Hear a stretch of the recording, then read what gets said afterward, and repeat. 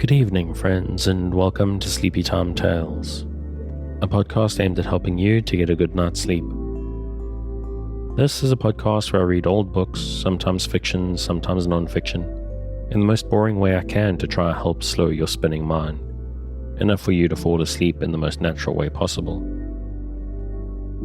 The stresses of life often follow us to bed and keep us company, but I'm here to distract you from them and help you to drift away.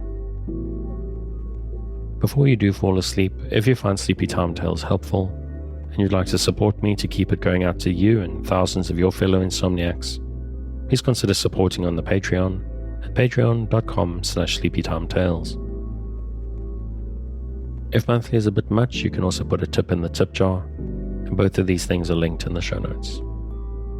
You can also support Sleepy Time Tales by simply spreading the word. If you know someone is struggling to sleep, just tell them about it. And that's enough of that. We're getting back to learning about the sun and the inner planets of the solar system. So as we do that, snuggle down, close your eyes, breathe deeply, and listen closely as I lead you down the path to sleep.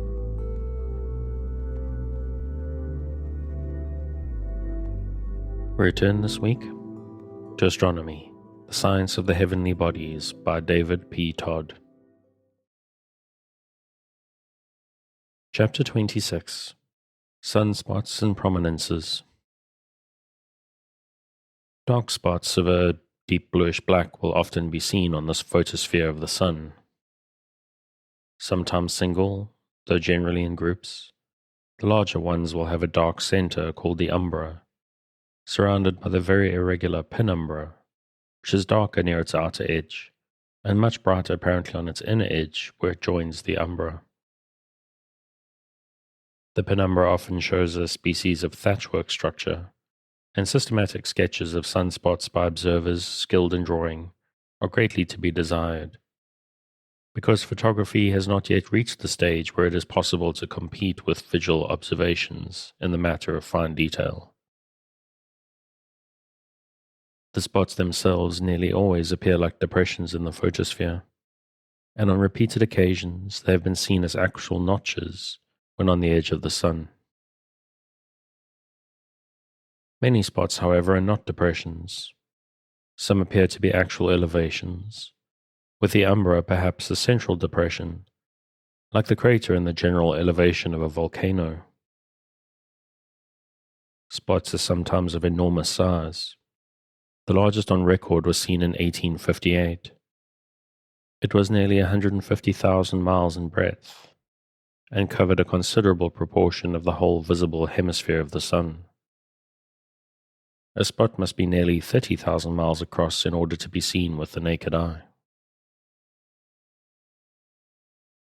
In their beginning, development, and end, each spot or group of spots appears to be a law unto itself. Sometimes in a few hours they will form, though generally it is a question of days and even weeks. Very soon after their formation is complete, tongue-like encroachments of the penumbra appear to force their way across the umbra, and this splitting up of the central spot usually goes on quite rapidly. Sunspots and violent disturbance are rarely observed. As the sun turns round on his axis, the spots will often be carried across the disk from the center to the edge, when they become very much foreshortened. The sun's period of rotation is 28 days, so that if a spot lasts more than 2 weeks without breaking up, it may reappear on the eastern limb of the sun after having disappeared at the western edge. 2 or 3 months is an average duration for a spot. The longest on record lasted through 18 months in 1840 to 1841. The position of the sun's axis is well known. Its equator being tilted about 7 degrees to the ecliptic, and the spots are distributed in zones north and south of the equator, extending as far as 30 degrees of solar latitude. In very high latitudes, spots are never seen. They are most abundant in about latitude 15 degrees both north and south, and rather more numerous in the northern than in the southern hemisphere of the sun. Recent research at Mount Wilson makes the sun a great magnet. and its magnetic axis is inclined at an angle of 6 degrees to the angle of rotation, around which it revolves in 32 days. There is a most interesting periodicity of the spots on the Sun. For months it will sometimes elapse with spots in abundance and visible every day, while at other periods, days and even weeks will elapse without a single spot being seen. There is a well-recognized period of 11 1/10 years, the reason underlying which is not, however, known.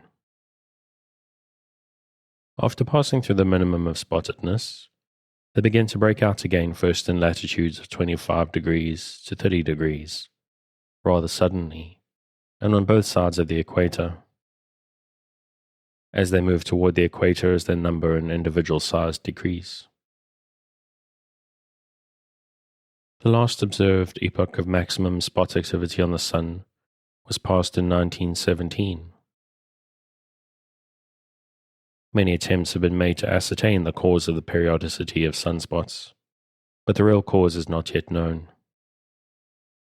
If the spots are eruptional in character, the forces held in check during seasons of few spots may well break out in period. The brighter streaks and mottlings known as faculae are probably elevations above the general photosphere, and seem to be crusts of luminous matter, often incandescent calcium, protruding from the lower levels. Generally, the faculae are numerous around the dark spots, and the absorption of the sun's light by his own atmosphere affords a darker background for them, with better visibility nearer the rim of the solar disk. The spectroheliograph reveals vast zones of faculae, otherwise invisible, related to the sunspot zones proper on both sides of the equator. In some intimate way, the magnetism of Sun and Earth is so related that outbreaks of solar spots are accompanied with disturbances of electrical and other instruments on the Earth. Also, the aurora borealis is seen with greater frequency during periods when many spots are visible. Within very recent years, the discovery of a magnetic field in sunspots has been made by Hale, with powerful instruments of his own design. Sunspots had never been investigated before with adequate instrumental means.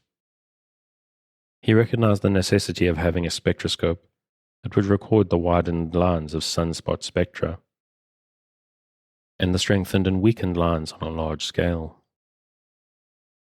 Certain changes in relative intensity were traced to a reduced temperature of the spot vapors by comparison with photographs of the spectrum of iron and other metallic vapors in the electric arc at different temperatures.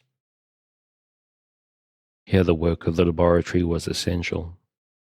Sunspots were thus found to be regions of reduced temperature in the solar atmosphere. Chemical unions were thus possible, and thousands of faint lines in spot spectra were measured and identified as band lines due to chemical compounds. Thus, the chemical changes at work in sunspot vapors were recognized. Then followed the highly significant investigation of solar vortices and magnetic fields. Improvements in photographic methods had revealed immense vortices surrounding sunspots in the higher part of the hydrogen atmosphere. And this led to the hypothesis that a sunspot is a solar storm, resembling a terrestrial tornado, and in which the hot vapors whirling at high velocity are cooled by expansion. This would account for the observed intensity changes of the spectrum lines and the presence of chemical compounds. The vortex hypothesis suggested an explanation of the widening of many spot lines and the doubling or trebling of some of them.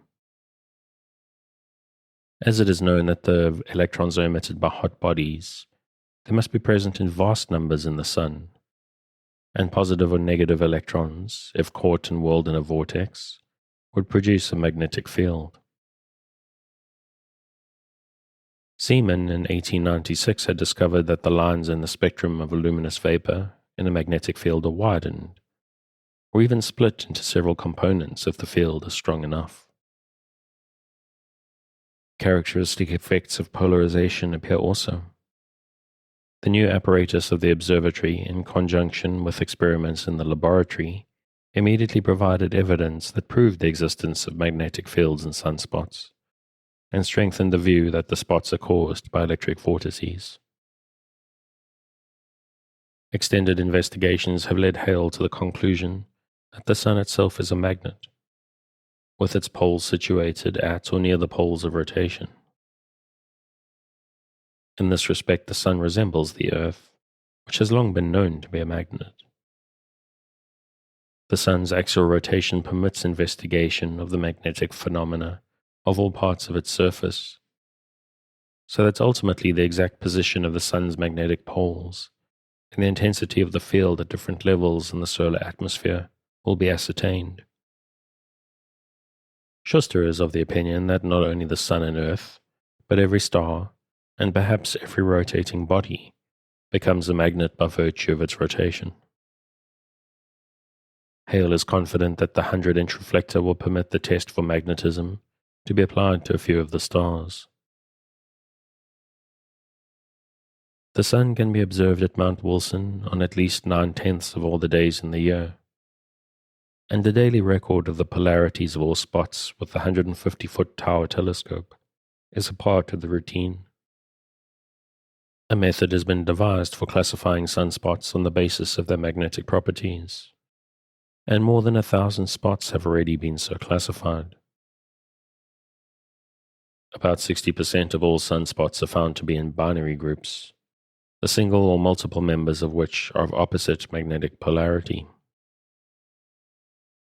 Unipolar spots are very seldom observed without some indication of the characteristics of bipolar groups. These are usually exhibited in the form of flocculi following the spot. The bipolar spot seems to be the dominant type, and the unipolar type a variant of it. Although devised for quite another purpose, that of photographing the hydrogen prominences on the limb of the Sun, the spectroheliograph has contributed very effectively to many departments of solar research. The prominences are dull, reddish cloudlets that were first seen during total eclipses of the Sun. Probably Vesenius, a Swedish astronomer during the total eclipse of 1733, made the earliest record of them, as pinkish clouds quite detached from the edge of the Moon. And in that day when it had not yet been proved that the Moon was without atmosphere, he naturally thought they belonged to the Moon, not the Sun. Undoubtedly, Loa, a Spanish admiral, also saw the prominences in observing the total eclipse of 1778, but they seem to have attracted little attention until 1842, when a very important total eclipse was central throughout Europe, and observed with great care by many of the eminent astronomers of all countries. So different did the prominences appear to different eyes, and so many were the theories as to what they were, that no general consensus of opinion was reached, and some thought them no part of either sun or moon, but a mere mirage or optical illusion. But at the return of this eclipse in 1860, photography was employed so as to demonstrate beyond a shadow of doubt the real existence and true solar character of the prominences. By the slow progress of the Moon across the Sun and the prominences on the edge, a unique series of photographs by De La Rue showed the Moon's edge, gradually cutting off the prominences piecemeal on one side of the Sun, and gradually uncovering them on the opposite side. The prominences then were known to be real phenomena of the Sun, some of them disconnectedly floating in his atmosphere as if clouds. Their forms did not vary rapidly. They were very abundant, and their light was so rich in rays of great photographic intensity that many were caught on the plate which the eye failed to see. They appeared at every part of the Sun's limb, and their height above it indicated that there must be many thousand miles in actual dimension.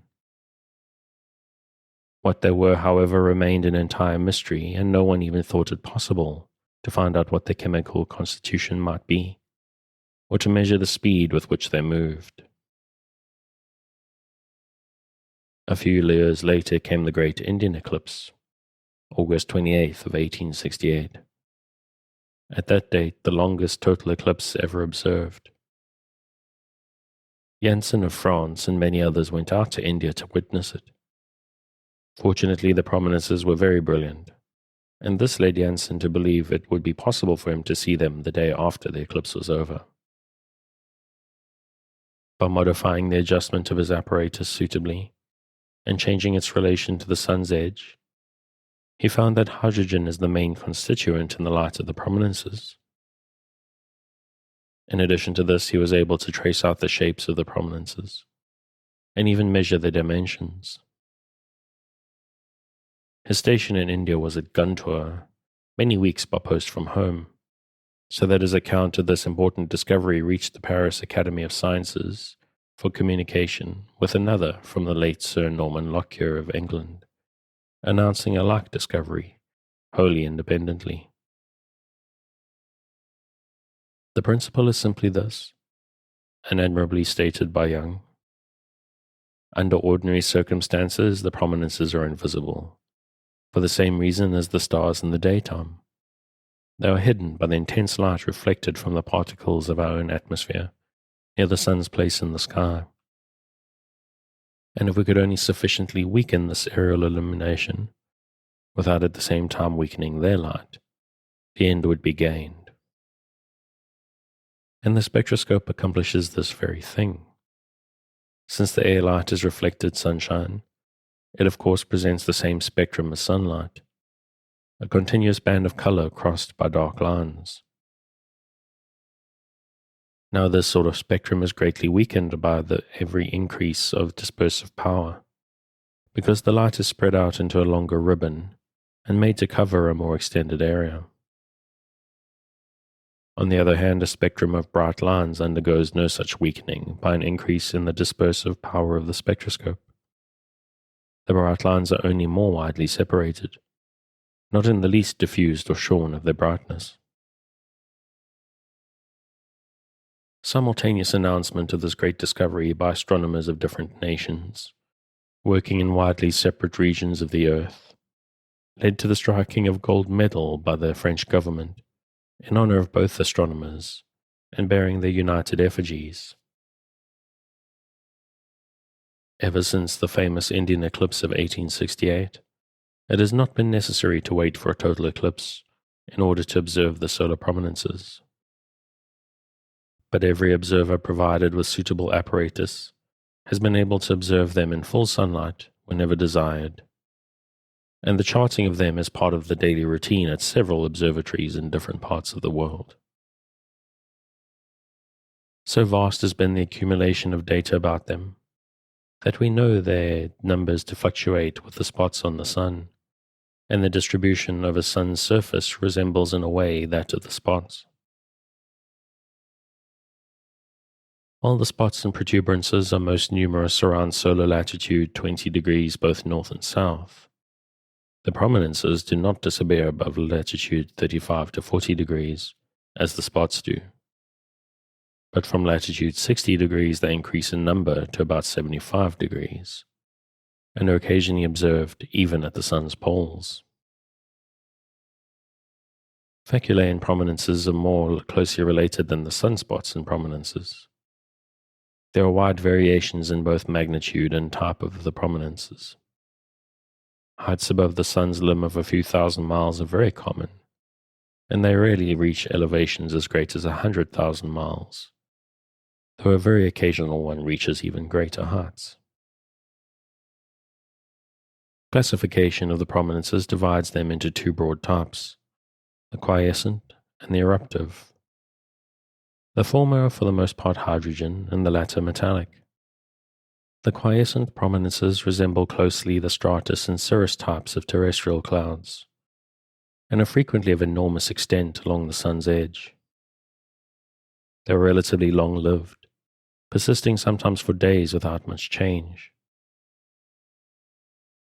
The eruptive prominences are more brilliant, changing their form and brightness rapidly.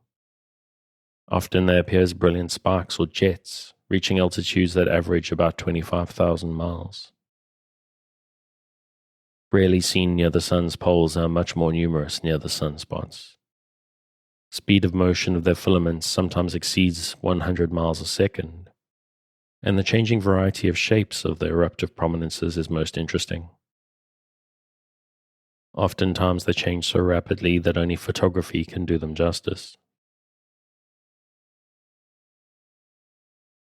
Prominence photography began with Young a half-century ago, who obtained the first successful impression on a microscope slide with a sensitized film of collodion, as was necessary in the earlier wet plate process of photography, which required exposures so long that little progress was effected for about 20 years.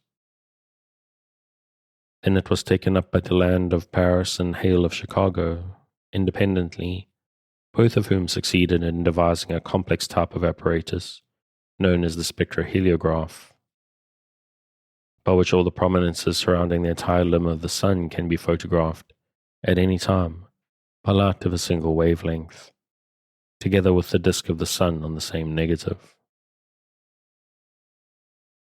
The prominences appear to be intimately connected with a gaseous envelope surrounding the solar atmosphere, in which sodium and magnesium are present as well as hydrogen. The depth of the chromosphere is usually between 5,000 and 10,000 miles, and its existence was first made out during the total solar eclipses of 1605 and 1706, when it appeared as an irregular rose-tinted fringe, though not at the time recognized as belonging to the sun. The constitution of the sun and its envelopes is still under discussion, and no complete theory of the sun has yet been advanced, which commands the widest acceptance.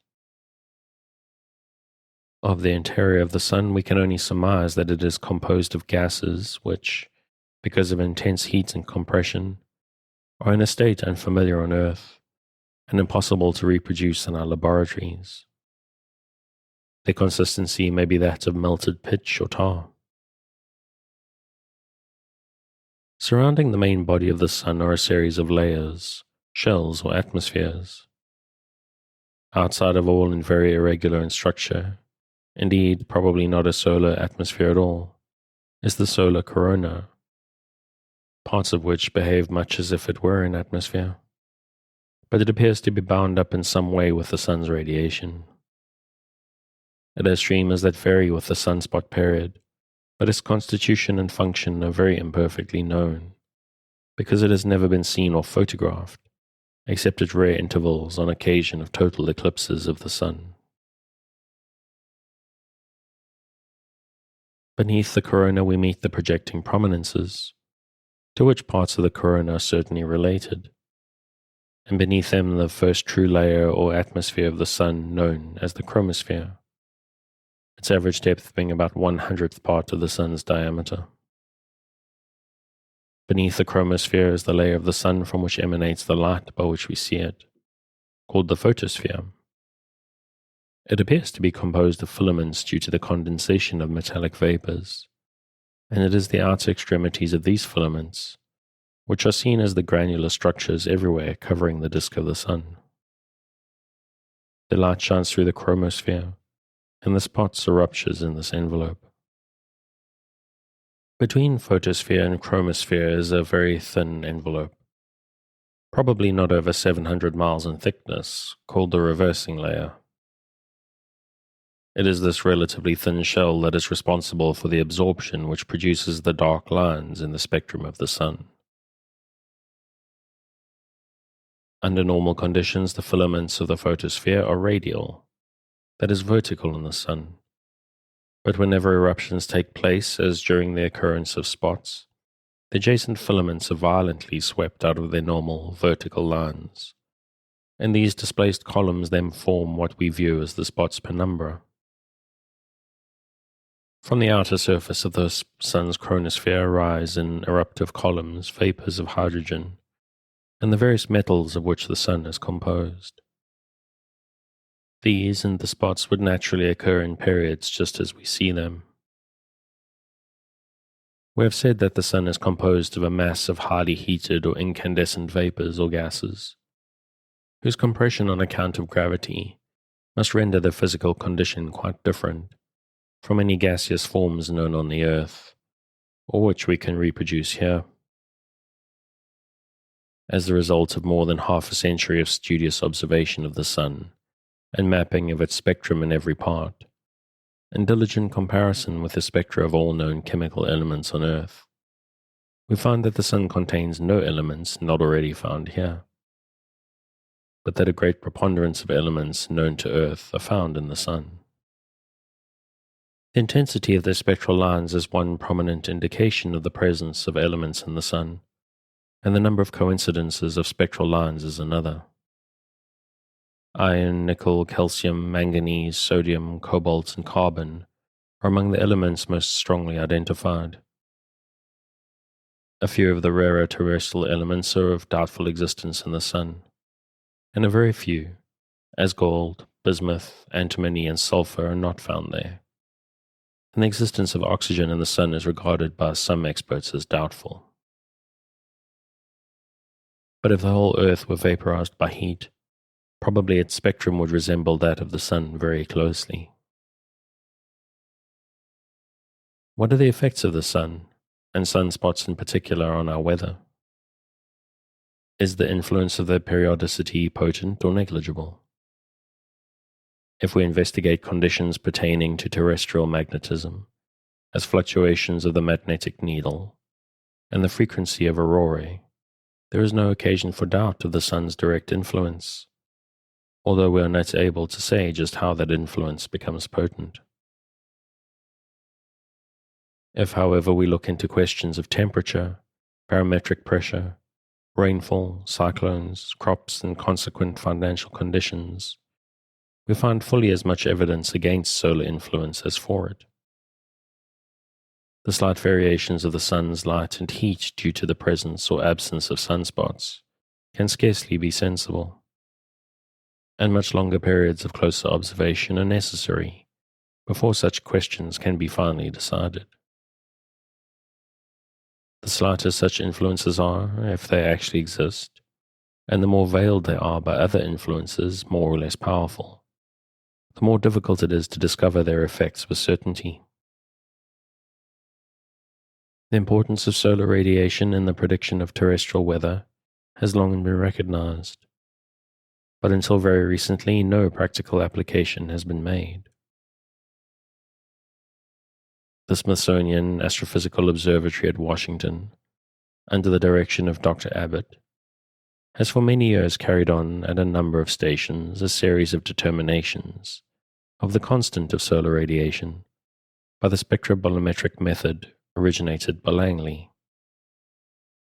A new station in Calama, Chile has recently been inaugurated, at which the solar constant is worked out each day and telegraphed to the Argentine Weather Service, where it is employed in forecasting for the day. Abbott's new method of solar constant determination is based on the fact that atmospheric transparency varies oppositely to the variations of brightness of the sky. Increase of haziness presents more reflecting surface to scatter the solar rays indirectly to the Earth. Of course, it presents also additional surface to obstruct the direct rays from the Sun. By measuring the brightness of the sky near the Sun, it becomes possible to infer the coefficients of atmospheric transmission at all wavelengths. The direct observations and the complete deduction of the solar constant for the day can all be completed within 2 or 3 hours. Clayton of Buenos Aires has now employed these results in the Argentine weather predictions for 2 years, and the introduction of this new element in forecasting has brought about a pronounced gain in the value of the predictions. Its adoption by the weather bureaus of other nations will doubtless come in due time, and the new method take a firmly established rank in practical meteorology. Abbott's observations many years ago first called attention to the variability of the solar constant through a range of several %, both from year to year and in irregular short periods of weeks or even days. Abbott considers this the more likely explanation then that atmospheric changes should take place simultaneously all over the Earth. The Sun is but a star. The stars that are irregularly variable in light and heat are numerous, and the Sun itself appears to be one of these. Especially important to the agricultural and vineyard interests of Argentina is the question of precipitation, and Clayton finds this very dependent on solar radiation. At epochs of practically stationary solar intensity, there is little or no precipitation. But quite generally he finds that great decrease of solar radiation is followed in from 3 to 5 days by heavy precipitation. Direct temperature effects are also traced in Buenos Aires and other South American cities, lagging from 2 to 3 days behind the observed solar fluctuations. The station at Calama yields about 250 determinations of the solar constant each year, and the Mount Wilson station about half that number. They are the only stations of this character at present in existence, and others should be established in widely separated and cloudless regions, as Egypt, Southern California, and Australia. Uniformity in the methods of observing would be highly desirable, and the Smithsonian Institution has perfected the details of common control of such stations, which it is expected may be established at an early day. Chapter 27. The Inner Planets. Vulcan.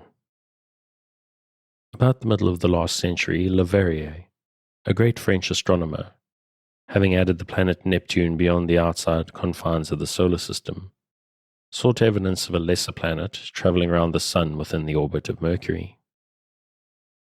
For many years, close watch was kept on the Sun in hope of discovering such a body in the act of passing across the disk, or in transit, as it is technically termed.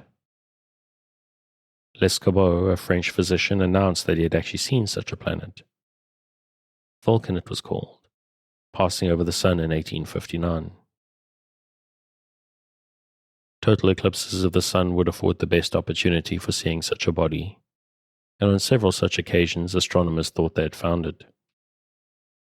But the signal advantages of photography have been applied so often to this search, and always unsuccessfully, that the existence of Vulcan, or the intramercurian planet, is now regarded as mythical.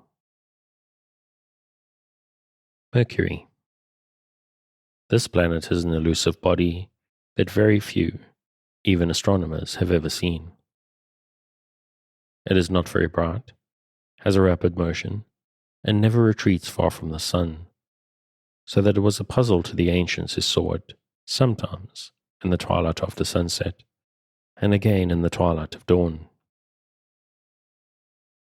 When following the Sun down in the west in March or April, Mercury is likely to be the best seen, twinkling rather violently and nearly as bright as a star of the first magnitude.